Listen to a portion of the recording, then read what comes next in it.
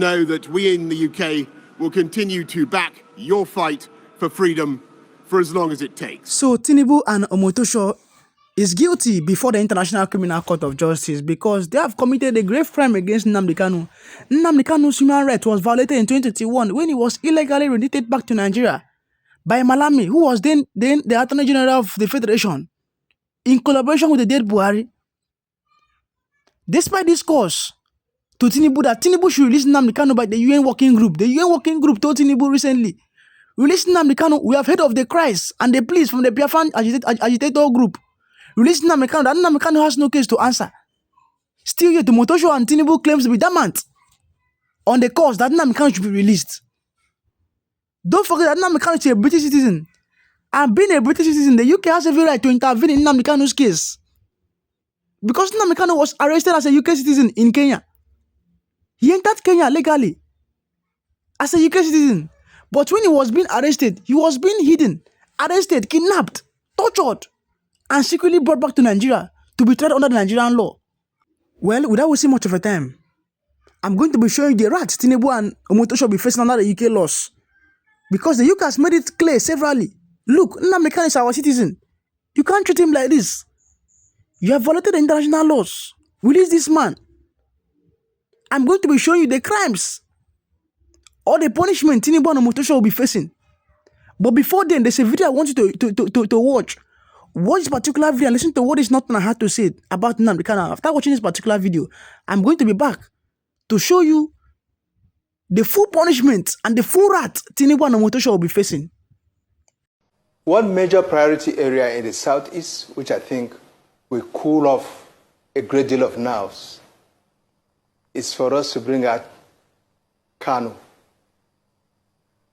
that gentleman.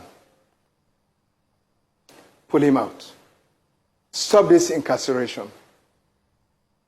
I know some of his pronouncements or maybe lines of actions and so on were offensive to the Nigerian state, and there was a need maybe to take certain actions. But you see, Nigeria itself is a family. That's my picture of Nigeria.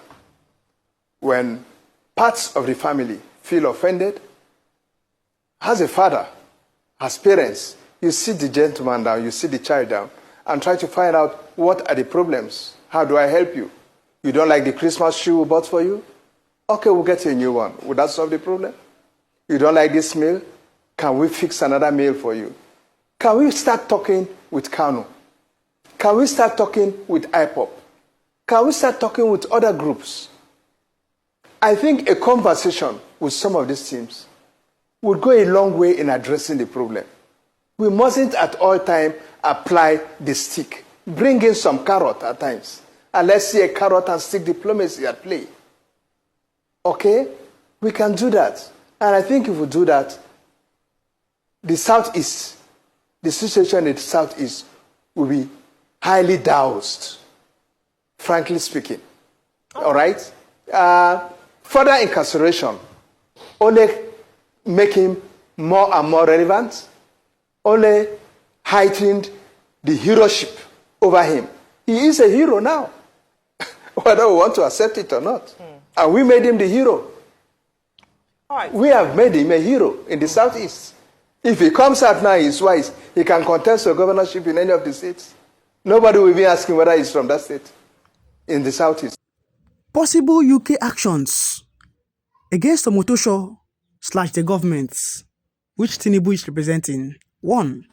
Diplomatic protests or formal complaints.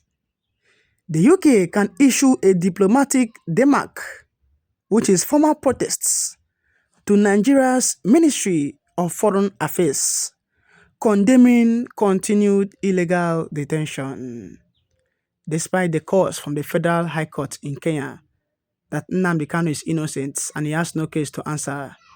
The Nigerian judicial system, headed by Omotosho, and the Nigerian government, headed by Tinubu, have been adamant on those calls, and they have blatantly refused to release Nnamdi Kanu after evidences have showed that Nnamdi Kanu is innocent.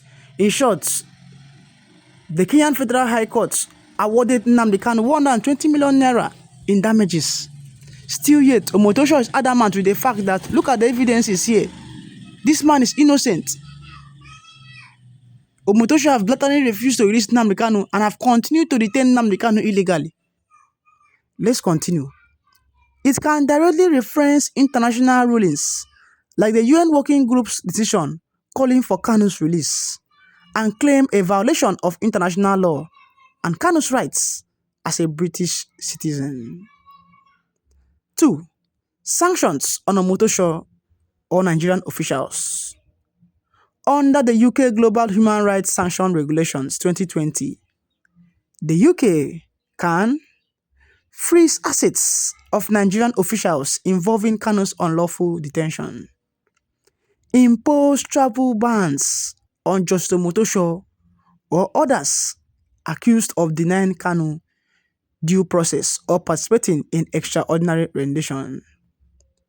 This law allows sanctions against individuals responsible for serious human rights violations, such as arbitrary detention or torture.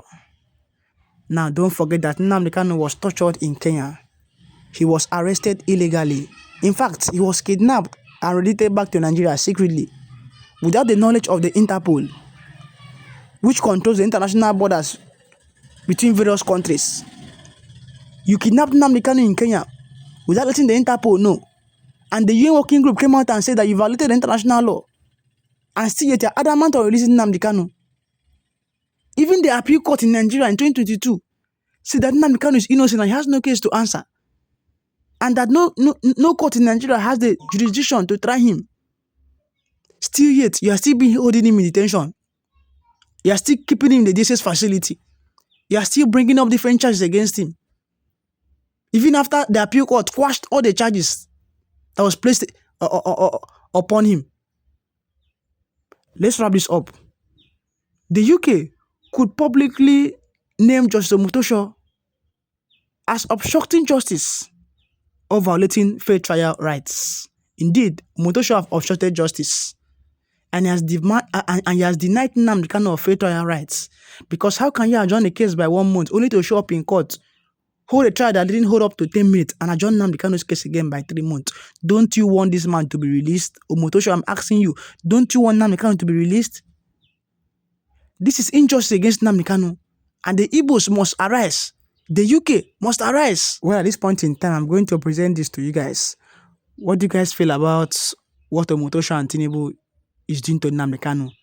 Tell me what you feel in the comment section below. Do it to like this video, share this video, and hit the subscribe button below for more trending updates.